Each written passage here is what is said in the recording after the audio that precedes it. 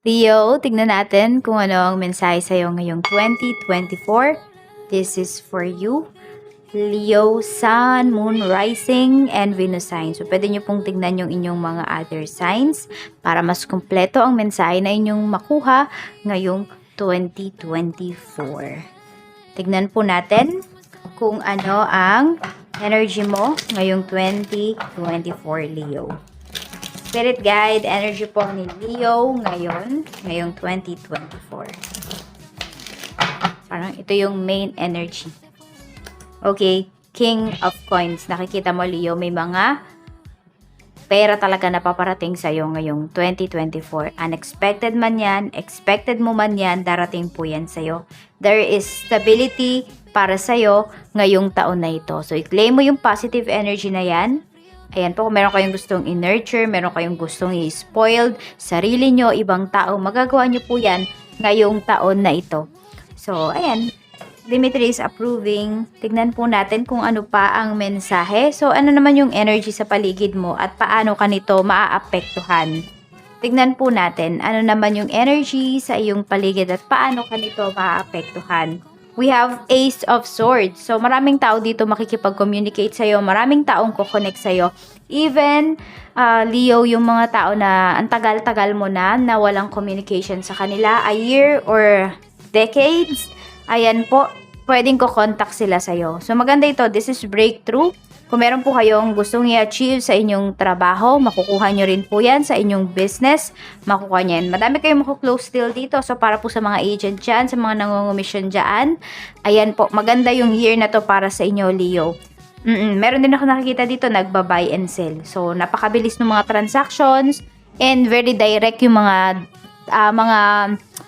messages na ma-receive po ninyo. So, you will not waste any time ngayong 2024 and you shouldn't waste any of your time ngayong taon na ito, Leo. Kasi puro pag-unlad yung nakikita ko para sa'yo dito. Ayan, so may mga, di ba, ito yung mga energy na makaka-apekto sa'yo. So, paano ka nga ba nito maapektuhan? Gaganda yung mood mo, makiklear yung mind mo. Kasi, may mga critics ka, pero ito yung mga constructive criticism naman, Leo. So, may matututunan ka sa kanila, mas sabi natin, mas may improve mo pa yung sarili mo, mas may improve mo, kunwari yung mga, yung mga ginagawa mo sa iyong trabaho, sa iyong business, ayan po. Even sa money mo, the way you handle your finances, malaki magiging impact nila kasi may makukuha ka sa kanilang mga aral at mga suggestions, opinions na nasa sayo pa rin naman kung susundin mo or hindi. Pero nakikita ko kasi dito yung mga tao na makakasalamuha mo ngayong 2024 is very direct sa'yo. So, yes, yung iba dito, walang preno yung bunganga, Leo, pero malaki yung magiging impact nun sa'yo kasi very positive yung nakikita ko dito na magiging dulot nila sa'yo. Tignan naman po natin about sa career. Tignan natin kung may progress ba. Tignan po natin. Tignan muna natin yung energy pagdating sa iyong career, Leo. Mayroon tayo ditong 9 of Swords. So, napapadalas or mapapadalas yung pagpupuyat mo ngayong 2024 pagdating sa iyong trabaho. As in, magpupuyat ka, Leo, para sa iyong trabaho. Ayan po. Nakikita ko na positive yung energy na yan kasi po pwede na ginagawa mo to kasi madami kang gustong matapos pagdating sa iyong trabaho and madami kang gustong ma-achieve. Tignan po natin kung may progress ba. Meron tayo ditong the devil. So, ayan, talagang bind kayo dito sa inyong trabaho. So, tignan natin kasi we have King of Cups. So, kailangan matuto kang makiramdam dito, Leo, ngayong 2024. Okay. Check natin para sa may mga fears kayo actually. Okay, pero yung mga fears nyo na yun kasi yung nagfo-fuel dun sa kagustuhan po ninyo. Na kung ano pa man yung mga magagandang mangyari dito sa inyong career. So, tignan natin para sa mga naghahanap ng trabaho kung ngayong 2024 ba is magkakaroon na kayo ng stable work. Ayan, stable work. Tignan natin. Mayroon tayo ditong the tower. So, biglaan po ito. Unexpected talaga. Sabi ko nga dito, 'di ba? Expected nyo man 'yan or unexpected, ibibigay po 'yan sa inyo. Tingnan natin, we have Queen of Swords. At mayroon tayo ditong Six of Wands. Ayan, may magta-travel pa nga sa inyo dito ngayong taon. So, yes po, makakahanap kayo ng stable na trabaho. Kaya lang kasi kailangan nyo pong lumayo, Leo. So, kung dyan lang kayo naghahanap sa lugar ninyo, pwedeng mahihirapan talaga kayo. At yun nga po, pasensya na po kayo kung maingay si Dimitri. So, tignan natin. Okay. Para naman sa mga may current work, tignan po natin. We have 5 of coins. Okay. Tignan natin. Medyo meron dito, may panlalamig pagdating sa inyong trabaho. Yun yung nakikita ko dito. Ayan. Kaya na-stress pala yung iba sa inyo. Leo, ayan. So, medyo may mga negative thoughts kayo pagdating sa inyong trabaho. Kaya naman pala nangyayari to. Kasi po, pwedeng may mga good offers sa inyo. Kaya lang kasi, di ba sabi ko, restricted kayo dito pagdating sa inyong trabaho. Nakabind kayo. Kasi yung kontrata, okay? Because of contracts. So, pwedeng darating yung mga good offers sa inyo na, ano pa kayo, committed pa kayo dito sa inyong trabaho. Kaya, ayun, parang napapaisip kayo. Nawawala kayo sa mood na magtrabaho. For some of you, meron tayong Page of Coins. Kailangan mo muna daw pag-aralan to. Hindi porket sinabi Leo na maganda yung trabaho na to, good offer to para sa'yo, ay good offer talaga to. Pag-isipan mo daw muna. Ayan o, pag-aralan mo bago ka gumawa ng decision dito. Kasi meron akong nakikita po sa inyo dito na pwedeng pagsisihan ninyo yung decision na ito kapag hindi nyo talaga yan pinag-aralan. Pag nagpadala lamang kayo sa inyong emosyon. Tignan po natin para naman sa, ayan, mga gustong magstay pa dito sa trabaho. Ayan, dapat ka pa bang magstay? Tignan natin. Dapat ka pa bang magstay dito sa iyong trabaho? Dapat pa ba? We have 8 of Cups. So, may growth naman po na mangyayari. Lalo na, may growth na mangyayari dito sa current career ninyo.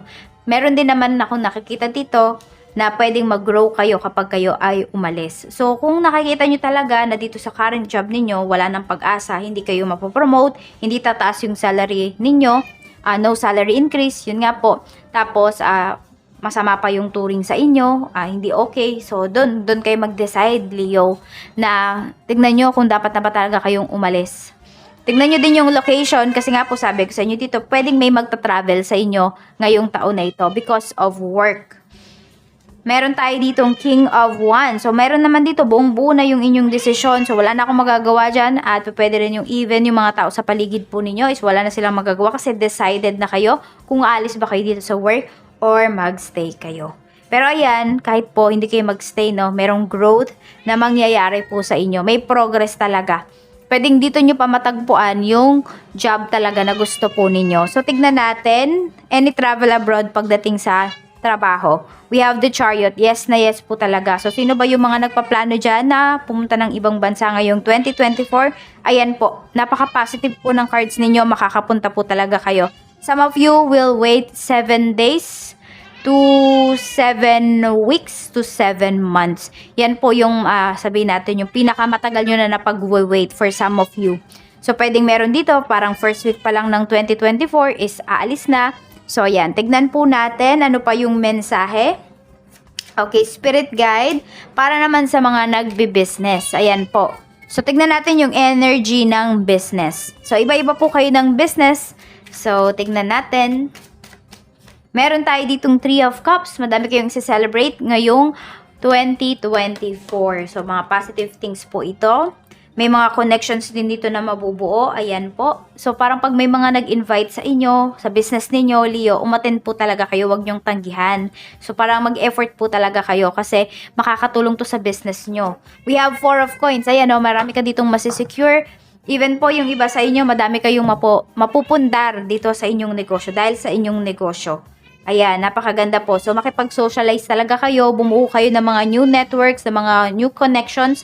Yan po yung matutulong ninyo sa inyong negosyo. Hindi lang yung sobrang hands-on kayo. Kailangan nyo din po ng new connections, new persons para po dito sa inyong negosyo. So, tingnan natin para sa mga gustong mag-start. Tingnan natin. Mayroon tayo ditong The Star. Start nyo na po yan. Ayan o, The Star. Tingnan natin. Yes, sinasabihan kayo dito na kung mag-start kayo ng business ngayong 2024, yes, mag-start na daw po kayo. Kailan ba siya maganda? 8 of Wands, so mas pa, 8 of Wands to eh. Mas ano nyo pa po, pabilisin nyo pa, okay? Sabihin natin, dapat sa loob ng 8 weeks, nakapag-start na kayo. Or bago 8 weeks to hanggang January, February, March, April, May, June, July, August. Magandang month din po yan sa inyo. Kahit sinasabi nung iba na ghost month yan, ganito, ganyan. Ayan, pero good start po yon para sa inyo. Actually, by August, marami sa inyo, Leo, pwede po na mas magkaroon kayo ng magandang income or flow of money ngayong darating na August 2024. So, tignan po natin ano ba yung magandang business na pwede mong itayo. We have the Hierophant. So, yung pwedeng pang pamilya. So, pwedeng kainan po yan. Meron tayo ditong 3 of Swords. More on dating yung naano ko dito. So, pwedeng mga shops, mga restaurant. Ganyan po yung nakikita ko. Mga about sa gifts. Tignan natin, ano pa po yung mensahe. Basta yung parang magkakasama-sama yung family. Yun po yung magandang business para sa'yo, Leo. Pero depende kung ano na po yung business ninyo dito. I-pursue nyo lang po yan. Tignan natin, ano pa ang mensahe spirit guide para sa mga may current business. We have the Emperor. So, kailangan din po talaga is hands-on din kayo dito. So, pasensya na po, buong reading nyo yata, Leo, is may magmamiyaw-miyaw dito. Tignan natin, we have 4 of Wands. Mas tatatag pa yung business po ninyo, Leo. Napakaganda. We have 6 of Cups. Ayan. May mga tao din dito na babalik po sa inyo. Pwedeng, ano nyo to, staffs. Kung meron na po kayong staffs, kung malaki na talaga yung business ninyo. Meron din po dito, pwedeng may ibabalik kayo na produkto, ganyan. So, tignan natin. Maglo-look back din yung iba sa inyo kasi makikita nyo talaga kung gaano na ba kayo ka-successful. Tignan mo, ang ganda-ganda ng energy mo dito, 'di ba? King of Coins. Tignan natin para naman po sa mga nalulugi yung business. Ngayong 2024, kamusta ba itong nalulugi ninyong business? Tignan natin kung makakaahon ba. Tignan po natin, Spirit Guide, para po sa mga nalulugi yung business. Tignan natin, we have the Hermit. Mayroon tayo ditong 10 of Wands. Napakadami nyo pong efforts na gagawin talaga dito ngayong taon. So, we have 8 of Swords. Kailangan nyo pong lumabas. Out of the box talaga yung need ninyo na gawin pagdating dito sa inyong negosyo. Yung mga strategies nyo po, yan, talagang kailangan nyo po yung pagtuunan ng pansin. Kasi, may hirapan talaga kayo. Ayan na siya. Oh, ayan na, ayan na, ayan na. Kulit, no? So, ayan po. So, maaayos naman siya, kaya lang mahihirapan talaga kayo. May chance pa po. May chance pa siya. Ayan o, Ace of Cups. Kaya lang sobrang ma-overwhelm kayo dito, Leo. Kaya pag-isipan nyo din kung kaya ba. Kasi nakaka-stress po talaga. May darating po talaga na stress sa inyo dito. Or sabi natin, medyo tuloy-tuloy yung stress. Ayan. Yun yung nakikita ko. Kaya ibahin ninyo yung approach ninyo pagdating dito sa inyong negosyo. O tingnan natin, dapat nyo na bang ihinto? Dapat na bang ihinto ni Leo yung kanyang negosyo? Meron tayo ditong 6 of Swords. Pwede rin, sinasabi sa inyo dito. So, kasi this is moving forward. Nasa sa inyo po yan, depende sa inyo. Meron dito kasi mahihirapan kayo. Ayan, pwede naman daw kayo mag-start ng something new. O kaya naman, lipat kayo ng lugar. Baka mali lang kasi yung place ninyo or yung location po ninyo, Leo. So, tignan po natin, okay? Ano pa ang mensahe? Okay, makapag-travel ba kayo for leisure? Makapag-travel po ba for leisure si Leo? The Empress, yes, makapag-travel yung iba sa inyo. Kaya lang kasi, kung meron na kayong mga anak, Leo, ayun, parang sandali lang. Could be 3 days, yun na po yung pinakamahaba for some of you na pag-vacation ninyo for leisure. Ayan, kung kayo yung nasa Pinas, ayan. Pero kung nasa ibang bansa po kayo, ayan, siguro more than 1 month yung inyong vacation. Tignan natin. Okay, so may travel din po for leisure, sa pag-e-enjoy. Yan. Meron dito, it's either you are alone, pwede rin naman nakasama ninyo yung inyong family. So, meron tayo pagdating naman sa health, ayan po. So, alagaan nyo lang po yung health ninyo kasi kung, 'di ba, inaalagaan nyo yung health ninyo, talagang magiging healthy kayo. Pero kung hindi po, ay hindi talaga. So, kung ano yung binibigay nyo sa sarili ninyo, yung pag-aalaga ninyo sa inyong sarili, yun po yung marireceive ninyo. Yan yung sinasabi, Leo. Kaya alagaan po ninyo. Ayan, kung kailangan nyo mag-take ng vitamins, mag-take po kayo ng vitamins. Pero syempre, konsultahin nyo pa rin po yung inyong mga doctors. Tignan natin para naman sa mga gustong magbuntis. Ace of Wands, mataas po yung chance. na yes talaga, mabubuntis na yung iba sa inyo or magkakaroon na po kayo ng anak kung yan po yung hinihiling po ninyo. Tignan natin, pagdating naman sa energy ng iyong family, we have Four of Swords. So, medyo may mga nagkakaaway-away dito. May mga hindi magkakasundo. Ayan. So, meron din dito nag-overthink. Merong nakakamiss. So, baka meron kayong mga kamag-anak na nasa malayo. May mga family members. Tignan po natin, we have the Moon. Ayan, may magbibigay ng confusion sa inyo dito pagdating sa inyong family. May mga tao dito na pwedeng may tinatago sila sa'yo. Nararamdaman mo, kaya lang hindi mo siya ma-confirm, Leo. So, tignan natin, okay? Pagdating naman po sa mga kaibigan, we have Seven of Cups. Actually, madami kang magiging kaibigan dito. Diba, sabi ko nga kanina, need nyo talaga ng new people. Need niyo ng new connections, Leo, ngayong taon na ito. So, i-pursue nyo po yun. Tignan natin, okay? We have Two of Swords, pero piliin mo lang din, salain mo lang din talaga. Okay, mga current friends mo naman. Okay, Knight of Coins. Mga current friends mo, mas magiging matibay po yung inyong connections. Wala kang masasabi sa kanila, Leo. Tignan natin para naman sa love life mo, para sa mga getting to know.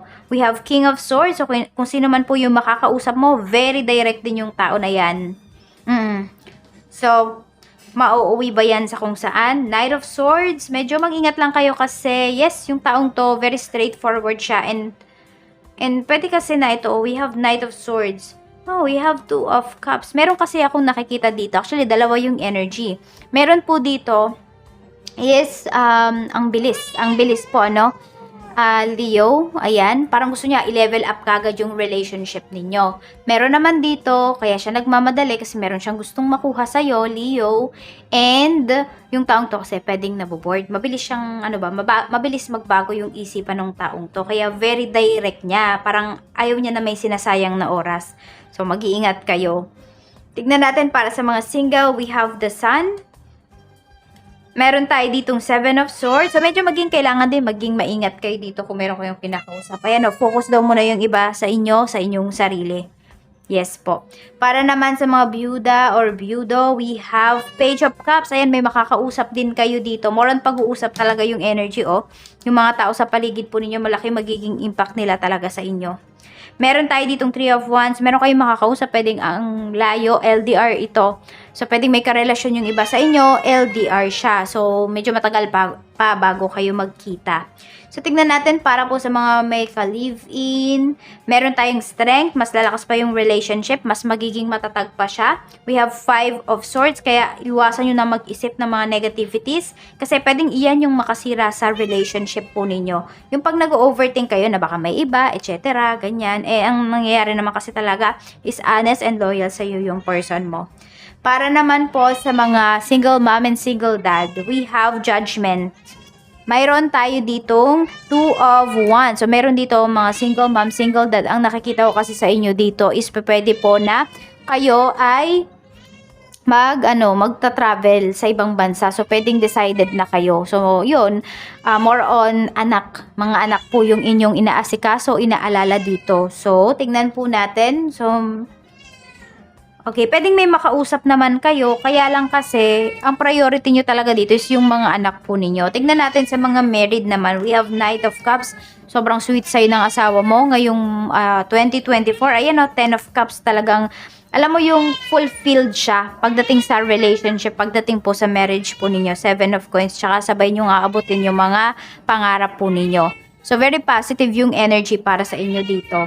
So, ayan, tignan po natin at pasensya na po talaga kayo kasi may meow ng meow dito sa ating reading. Hindi ko alam kung approve ba or umiiyak ba siya. So, ayan po, tignan natin ano ba yung mga blessings na pwede mo pong ma-receive, Leo, ngayong taon na ito. Ano po ang blessings na pwedeng ma-receive ni Leo? Siguro yan na lang yung background music natin, yung meow-meow niya. Mayroon tayo ditong a blessing on a resolution. So, mabilis mo pong masusolusyonan yung mga problems mo. Yung mga problems na mag-a-arise ngayong 2024. Meron tayo ditong a blessing to is loneliness and bring companionship. Marami po sa inyo dito, Leo, is magkakaroon na kayo ng relationship. So, yan. Tignan natin. Meron tayo ditong a blessing to find the truth. So, very truthful talaga yung mga makakausap mo. Very honest. Very raw yung mga sasabihin nila sa'yo. Kaya, Kung sensitive ka, Leo, or medyo may mga times na magiging sensitive ka ngayong taon na ito, ay iwasan mo muna makipag-usap sa kanila kasi baka hindi mo ma-absorb kaagad yung mga sinasabi nila sa'yo.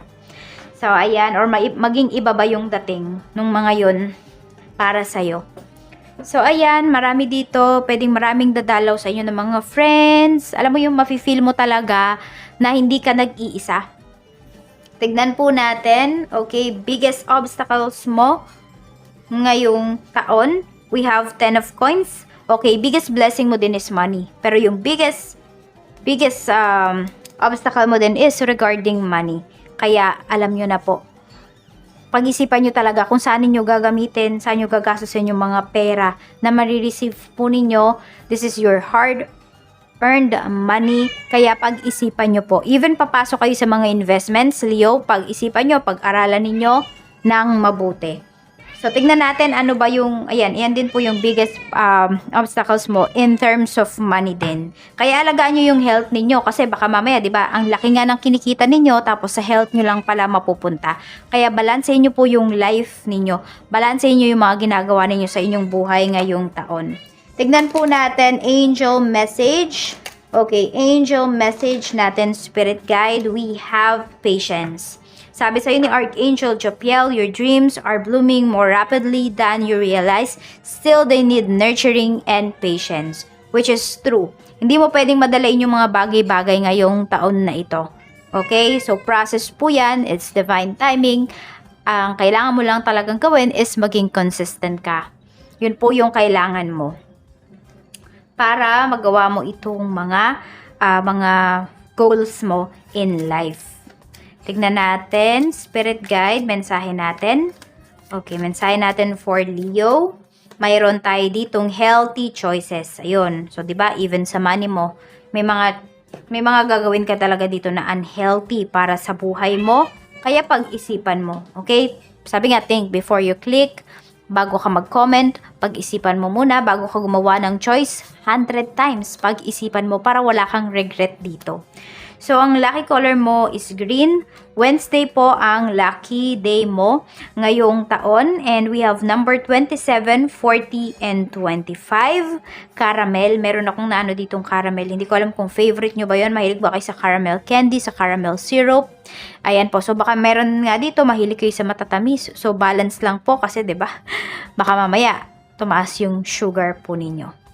Ayan lang po, maraming salamat and i-cleanse pala natin yung space mo para mawala na yung mga negativities. Ayan, so tinatanggal na po natin kung ano man yung mga negativities na nabasa natin dito. Ayan, claim nyo lang po yung positive energy, Leo. Maraming salamat and see you again on my next video.